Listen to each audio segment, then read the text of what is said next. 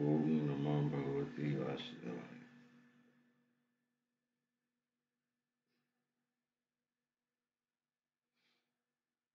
श्री भगवान उवाच असचन्यं अनुसच्यसे तु प्रज्ञावादश्च भाषसे त्वता शृण् भवता शृणश्च नानुशोचन्ते पंडितः।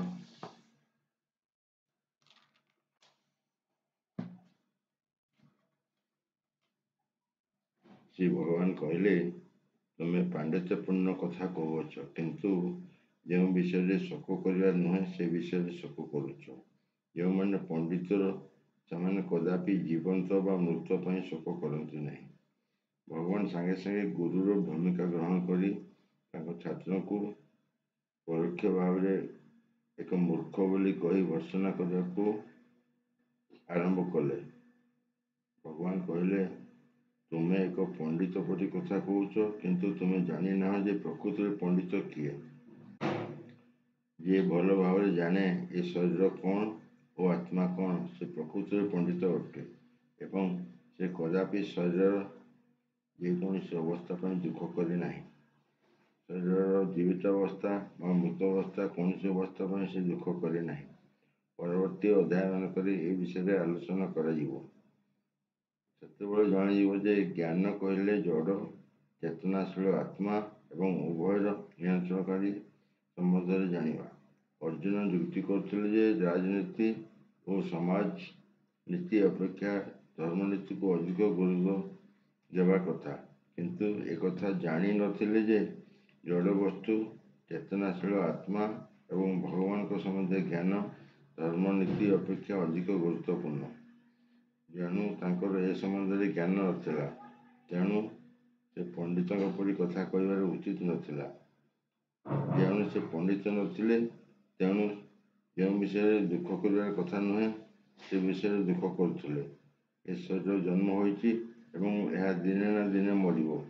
आज मरीपे किंबा काली मरीपे तेणु आत्मा परी ए शरीर गुरुत्वपूर्ण नुहे ए कथा जानिछि से ही प्रकृत पंडित व ज्ञानी एवं से शारीरिक अवस्था पर कदापि दुख करे नहीं। न तो बाहुं चाचु नाशं तो न मे जनाधिपा न चैवस्य भविष्याम सद्यवयं अतः परम। एपरी समय केबे नथिला जेतेबेले मु नथिली किंबा तुमे नथिल किंबा ए राजा मान नथिले पुनश्च भविष्यत रे एपरी केबे हेबो नाही जेतेबेले आमे माने केही नथिबा। वेदरे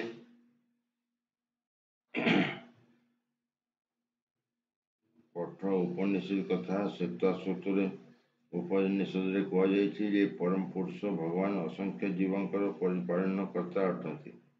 से परम पुरुष भगवान मध्य तांकर अंश रूपे प्रत्येक जीव हृदय विद्यमान अछंती। केवल जो साधु सन्त मैंने बाहर व भितर से ही एक भगवान को देखिपारे से माने प्रकृत शांति प्राप्त हो पारे।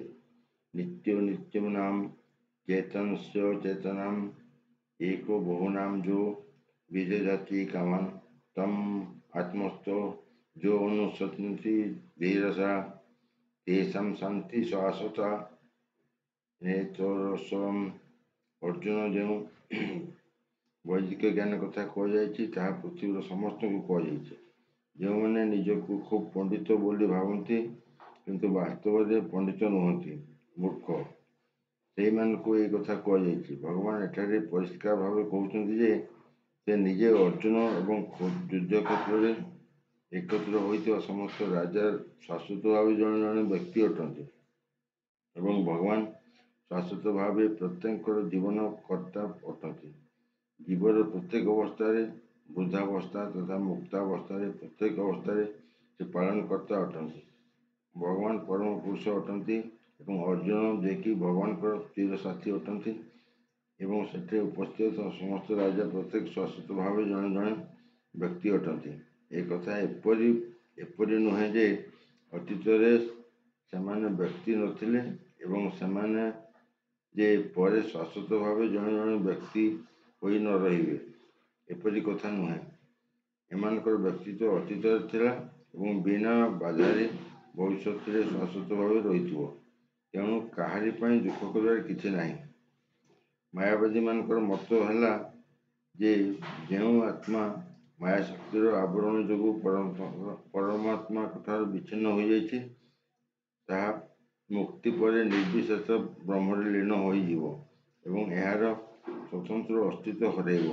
ଏକଥା ବା ଏ ମତବାଦକୁ ଏଠାରେ ପରମ ପୁରୁଷ ଭଗବାନ ସ୍ୱୀକାର କରୁନାହାନ୍ତି। କେବଳ ଯେ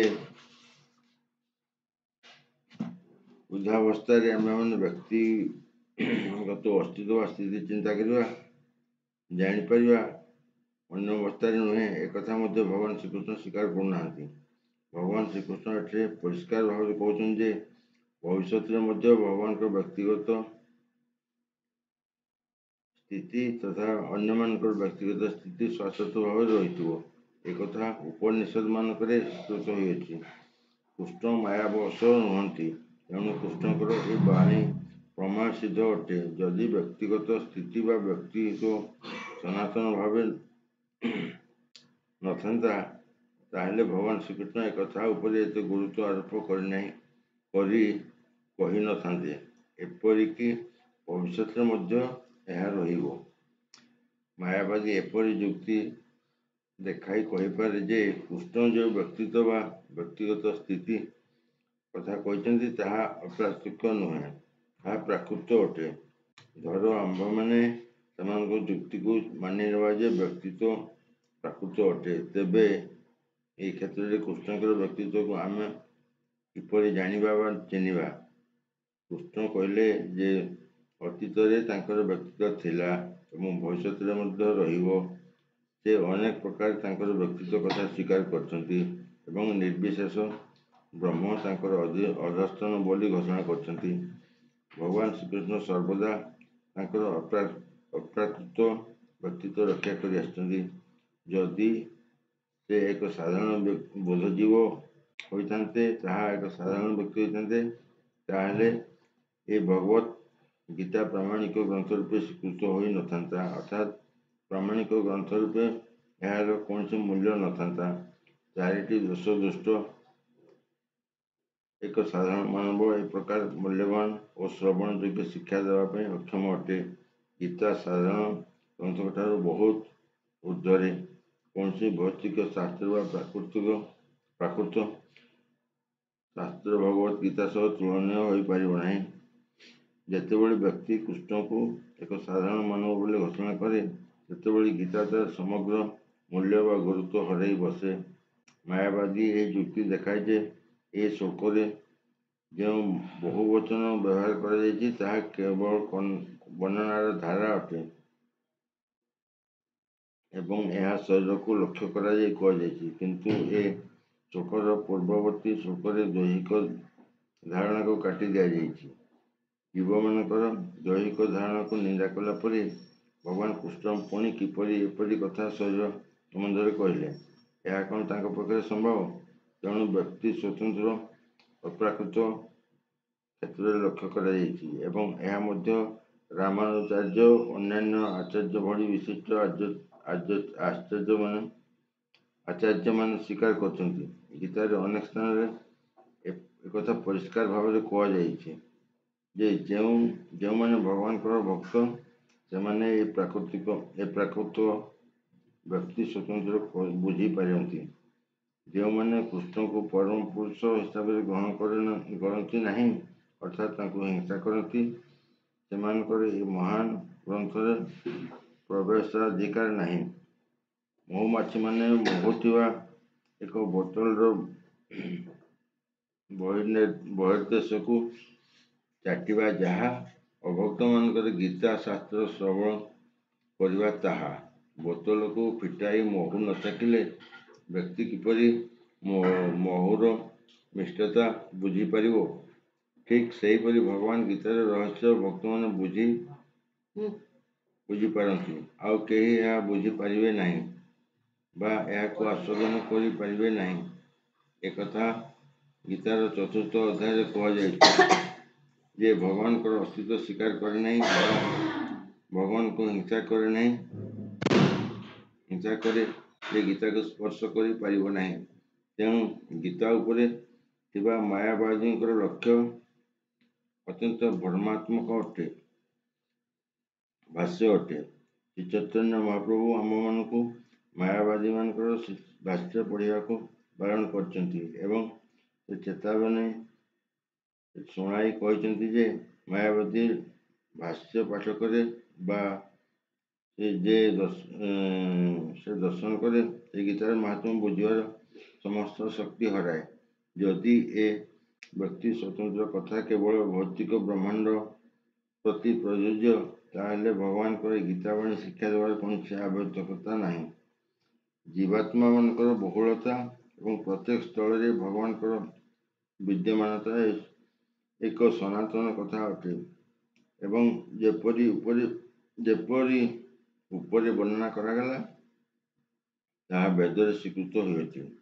ଦେହିନୋऽସ୍ମିନ୍ ଯଥା ଦେହେ କୁମାରଂ ଯୌବନଂ ଜରା ତଥା ଦେହାନ୍ତରଂ ପ୍ରାପ୍ତି ଧୀରସ୍ୱ ତତ୍ର ମୁହ୍ୟତି। ଯେପରି ଦେହୀ ଅର୍ଥାତ୍ ଜୀବାତ୍ମା ଏ ଦେହରେ ବରାବର ବାଲ୍ୟାବସ୍ଥାରୁ ଯୌବନାବସ୍ଥାରୁ ବୃଦ୍ଧାବସ୍ଥା ପ୍ରାପ୍ତ ହୁଏ, ସେହିପରି ମୃତ୍ୟୁରେ ସେ ଅନ୍ୟ ଏକ ଶରୀର ପ୍ରାପ୍ତ ହୁଏ। ଧୀର ଅର୍ଥାତ୍ ଆତ୍ମଜ୍ଞାନୀ ଏ ପ୍ରକାର ପରିବର୍ତ୍ତନରେ ଆଦୌ ମୋହମାନ ହୁଏ ନାହିଁ। ଯେଣୁ ପ୍ରତ୍ୟେକ ଜୀବ ଗୋଟିଏ ଗୋଟିଏ ଜୀବାତ୍ମା, ତେଣୁ ପ୍ରତ୍ୟେକ ପ୍ରତି ମୁହୂର୍ତ୍ତରେ ଶରୀର ପରିବର୍ତ୍ତନ କରୁଛନ୍ତି। କେତେବେଳେ ଶିଶୁର ଶରୀର ତ, କେତେବେଳେ ଯୁବକର ଶରୀର ତ ଏବଂ କେତେବେଳେ ବୃଦ୍ଧର ଶରୀର ହେଉଛି। ଶରୀରରେ ଏସବୁ ପରିବର୍ତ୍ତନ ହେଲେ ସୁଦ୍ଧା ସେହି ଆତ୍ମା ତନ୍ମଧ୍ୟରେ ଅଛି, ତାହାର କୌଣସି ପରିବର୍ତ୍ତନ ହେଉନାହିଁ। ଜୀବାତ୍ମା ପରିଶେଷରେ ମୃତ୍ୟୁ ସମୟରେ ଶରୀର ପରିବର୍ତ୍ତନ କରେ ଏବଂ ଅନ୍ୟ ଏକ ଶରୀର ମଧ୍ୟରେ ପ୍ରବେଶ କରେ। ଯେଣୁ ଏକଥା ନିଶ୍ଚିତ ଯେ ପରଜନ୍ମରେ ଜୀବ ନିଶ୍ଚୟ ପୁଣି ଏକ ଶରୀର ପ୍ରାପ୍ତ ହେବ। ଶରୀରଟି ଭୌତିକ ଶରୀର ହୋଇପାରେ କିମ୍ବା ଚିତ୍ ଶରୀର ହୋଇପାରେ। ତେଣୁ ଅର୍ଜୁନଙ୍କ ପକ୍ଷରେ ଦୁଃଖ କରିବାର କୌଣସି କାରଣ ନଥିଲା।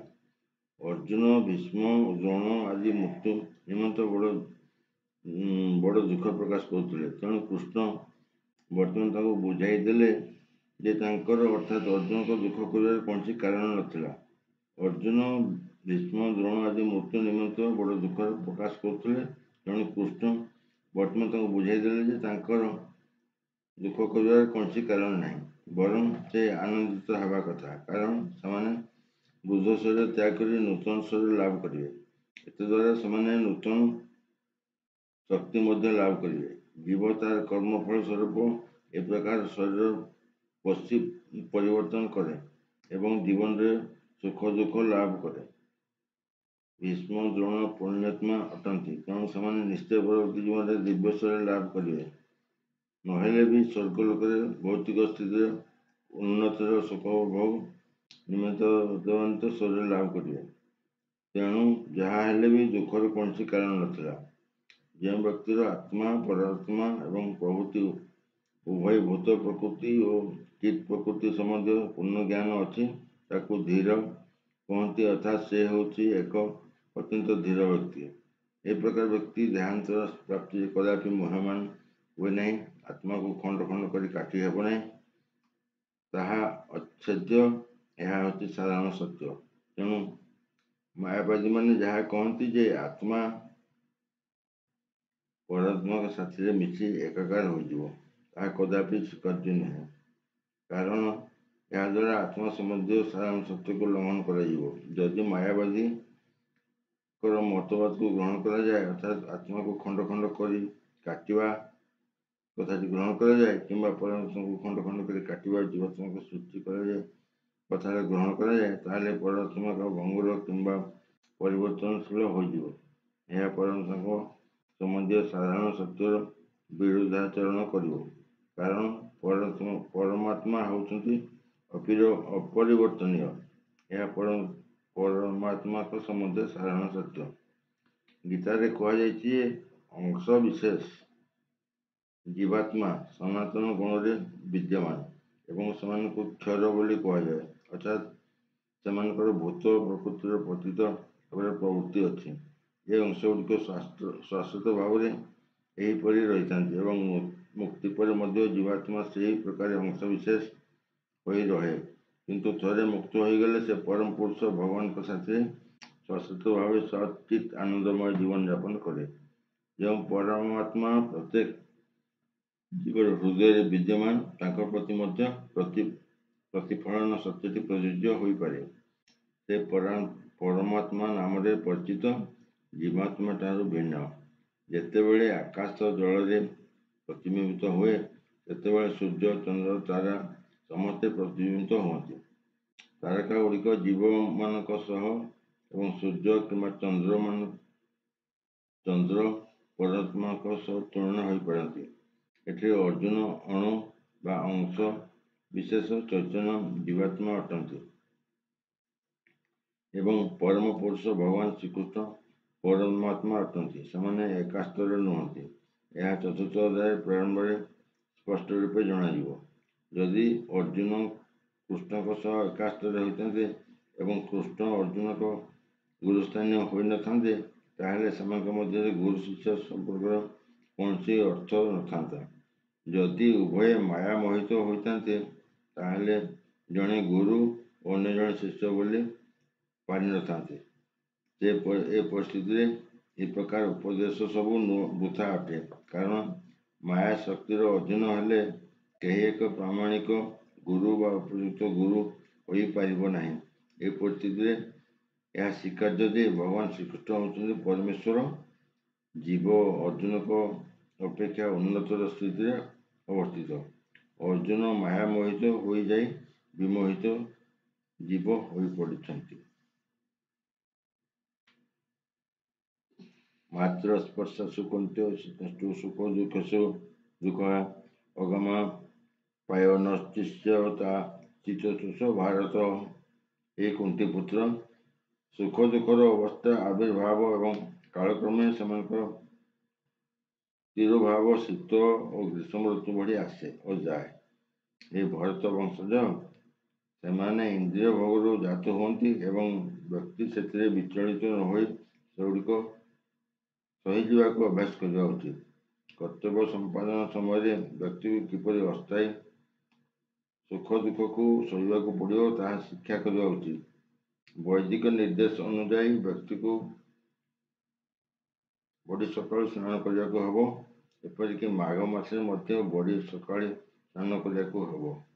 ସେ ସମୟରେ ଭାରି ଶୀତ ପଡ଼ିଥାଏ, ତଥାପି ଯେଉଁ ବ୍ୟକ୍ତି ଧର୍ମନୀତି ଅନୁସରଣ କରିଥାଏ, ସେ ଏତେ ଶୀତକୁ ସତ୍ତ୍ୱେ ସେ ସମୟରେ ସ୍ନାନ କରିବାକୁ ଦ୍ୱିଧା ବୋଧ କରେ ନାହିଁ। ଠିକ୍ ସେହିପରି ସ୍ତ୍ରୀ ଲୋକ ଗ୍ରୀଷ୍ମ ଋତୁରେ ଅର୍ଥାତ୍ ମେ ଓ ଜୁନ୍ ମାସରେ ଯେତେବେଳେ ଖୁବ୍ ଗରମ ପଡ଼ିଥାଏ, ସେତେବେଳେ ପାକଶାଳରେ ନିଆଁ ପାଖରେ ବସି ଖାଦ୍ୟ ପ୍ରସ୍ତୁତ କରିବା ନିମିତ୍ତ ଦ୍ୱିଧା ବୋଧ କରେ ନାହିଁ। ଜଳବାୟୁ ଯେତେ ଅସାହ୍ୟ ହେଉ ପଛେ, ତା ସତ୍ତ୍ୱେ କର୍ତ୍ତବ୍ୟନିଷ୍ଠ ବ୍ୟକ୍ତି ନିଜ କର୍ତ୍ତବ୍ୟ ସମ୍ପାଦନ କରିବା ଉଚିତ। ଠିକ୍ ସେହିପରି ଯୁଦ୍ଧ କରିବା କ୍ଷତ୍ରିୟ ଧର୍ମନୀତି ଅଟେ ଏବଂ ଯଦିଓ ନୀତି ଦୃଷ୍ଟିରୁ କୌଣସି ବ୍ୟକ୍ତିକୁ ତାହାର କୌଣସି ବନ୍ଧୁ ବା ଆତ୍ମୀୟଜନ ସାଥିରେ ଯୁଦ୍ଧ କରିବାକୁ ପଡ଼େ, ତଥାପି ସେ ସେଥିରୁ ବିରତ ହେବା ଉଚିତ ନୁହେଁ। ବ୍ୟକ୍ତିକୁ ଧର୍ମନୀତିମାନ ଅନୁସରଣ କରିବାକୁ ପଡ଼ିବ, କାରଣ ତଦ୍ଦ୍ୱାରା ଜ୍ଞାନ ଭୂମିକାର ଉନ୍ନତି ହୋଇପାରିବ। ଜ୍ଞାନ ଓ ଭକ୍ତି ବଳରେ ହିଁ ବ୍ୟକ୍ତି ମାୟା କବଳରୁ ଉଦ୍ଧାର ପାଇପାରିବ। ଏ ଶ୍ଲୋକରେ ଅର୍ଜୁନକୁ ଯେଉଁ ଦୁଇଟି ବିଭିନ୍ନ ନାମରେ ସମ୍ବୋଧନ କରାଯାଇଛି, ତାହା ବଡ଼ ଅର୍ଥପୂର୍ଣ୍ଣ ଅଟେ। ତାଙ୍କୁ କୌନ୍ତେୟ ନାମରେ ସମ୍ବୋଧନ କରାଯିବାର ଦ୍ୱାରା ମା ସମ୍ପର୍କରୁ କୃଷ୍ଣଙ୍କ ସହିତ ତାଙ୍କର ରକ୍ତ ସମ୍ପର୍କ ଅଛି, ଏକଥା ସୂଚିତ ହେଉଅଛି ଏବଂ ତାଙ୍କୁ ଭଗତ ବୋଲି ସମ୍ବୋଧନ କରିବା ଦ୍ୱାରା ପିତାଙ୍କ ସମ୍ପର୍କରୁ ତାଙ୍କର ମହାନତା ସୂଚିତ ହେଉଅଛି। ପିତା ଓ ମାତା ଉଭୟ ସମ୍ପର୍କରୁ ତାଙ୍କର ଅର୍ଜୁନଙ୍କର ଯେ ଏକ ବଡ଼ ପରମ୍ପରା ରହି ଆସିଛି, ତାହା ସୂଚିତ ହେଉଅଛି। ଯେ ଉଚ୍ଚ ବଂଶ ସମ୍ଭୂତ ଏବଂ ସୁମହତ ପରମ୍ପରା ଆସୁଥାଏ, ସେ କର୍ତ୍ତବ୍ୟନିଷ୍ଠ ଅଟେ। ସେ କଦାପି କର୍ତ୍ତବ୍ୟ ସମ୍ପାଦନ ହେଳା କରିବ ନାହିଁ। ଏ ଦୃଷ୍ଟିରୁ ଅର୍ଜୁନ ଯୁଦ୍ଧରୁ ବିରତ ହେବା ଉଚିତ ନୁହେଁ। ଯ ହିଁ ନ ବ୍ୟଥନ୍ତେ ଏତ ପୁରୁଷାସର୍ବ ସମଦୁଃଖଂ ସୁଖଂ ଧୀରଂ ସ ଅମୃତଂ ତ୍ୱୟା କଳ୍ପତେ। ହେ ପୁରୁଷ ଶ୍ରେଷ୍ଠ ଅର୍ଜୁନ, ଯେଉଁ ବ୍ୟକ୍ତି ସୁଖ ଦୁଃଖର ବ୍ୟତୀତ ହୁଏ ନାହିଁ ସେ ଉଭୟ ପ୍ରକାର ଅବସ୍ଥାରେ ସମଭାବାପନ୍ନ ହୋଇ ରହେ। ନିଶ୍ଚିତ ଭାବରେ ମୁକ୍ତି ପାଇବା ପାଇଁ ନିମନ୍ତେ ଉପଯୁକ୍ତ ଅଟେ। ଯେଉଁ ବ୍ୟକ୍ତି ଆତ୍ମା ଅନୁଭୂତିର ଉନ୍ନତ ସ୍ତର ଲାଭ ନିମିତ୍ତ ସ୍ଥିର ନିଶ୍ଚିତ ହୋଇଛି ଏବଂ ସୁଖ ଦୁଃଖକୁ ସମଭାବରେ ଗ୍ରହଣ କରିବା ପରେ ସେ ନିଶ୍ଚିତ ଭାବରେ ମୁକ୍ତି ଲାଭ ନିମିତ୍ତ ଉପଯୁକ୍ତ ଅଟେ। ବର୍ଣ୍ଣାଶ୍ରମ ଅବସ୍ଥାରେ ଚତୁର୍ଥ ଆଶ୍ରମ ଅର୍ଥାତ୍ ସନ୍ନ୍ୟାସାଶ୍ରମ ଏକ କଠିନ ସ୍ଥିତି ଅଟେ। ଏ ଆଶ୍ରମରେ ବ୍ୟକ୍ତି କଷ୍ଟ ସହିଷ୍ଣୁ ହେବା ଦରକାର। କିନ୍ତୁ ଯେଉଁ ବ୍ୟକ୍ତି ତାହାର ଜୀବନକୁ ସର୍ବାଙ୍ଗ ସୁନ୍ଦର କରିବା ନିମିତ୍ତ ଦୃଢ଼ ନିଶ୍ଚିତ ହୋଇଛି ସେ ସମସ୍ତ ଅସୁବିଧା ସତ୍ତ୍ୱେ ସେ ବିଷୟ ସନ୍ନ୍ୟାସ ଗ୍ରହଣ କରିବ। ପାରିବାରିକ ମୋହ ତ୍ୟାଗ କିମ୍ବା ସ୍ତ୍ରୀ ଓ ପିଲାମାନଙ୍କ ସମ୍ପର୍କ ତୁଟାଇବା ଆଦି ବିଷୟରେ ସାଧାରଣ ଅସୁବିଧା ଦେଖାଦିଏ। କିନ୍ତୁ ଯଦି କୌଣସି ବ୍ୟକ୍ତି ଏ ପ୍ରକାର ଦୁଃଖକର ସ୍ଥିତିକୁ ସହ୍ୟ କରିପାରିବାକୁ ସକ୍ଷମ ହୋଇପାରିଲା ସେ ନିଶ୍ଚିତ ଭାବରେ ତାହାର ଆତ୍ମାନୁଭୂତି ମାର୍ଗ ପରିପୂର୍ଣ୍ଣ ଅଟେ। ଠିକ୍ ସେହିପରି କ୍ଷତ୍ରିୟ ହିସାବରେ ଅର୍ଜୁନକୁ କର୍ତ୍ତବ୍ୟ ସମ୍ପାଦନ କରିବା ନିମନ୍ତେ ଉପଦେଶ ଦିଆଯାଇଛି। ଯଦିଓ ପରିବାର ଲୋକମାନଙ୍କ ସହ କିମ୍ବା ଅତି ପ୍ରିୟଜନମାନଙ୍କ ସହ ଯୁଦ୍ଧ କରିବାକୁ ଅତି କଷ୍ଟ ତଥାପି କ୍ଷତ୍ରିୟର କର୍ତ୍ତବ୍ୟ ହିସାବରେ ଅର୍ଜୁନକୁ ଯେ ଏହା କରିବାକୁ ହେବ ଏହି ଉପଦେଶ ଦିଆଯାଇଛି। 24 ବର୍ଷ ବୟସରେ ଶ୍ରୀ ଚୈତନ୍ୟ ମହାପ୍ରଭୁ ସନ୍ନ୍ୟାସ ହେଲେ ଏବଂ ତାଙ୍କର ଯୁବତୀ ସ୍ତ୍ରୀ ଓ ବୃଦ୍ଧା ମାତାର ଯତ୍ନ ନେବାକୁ କେହି ନଥିଲେ।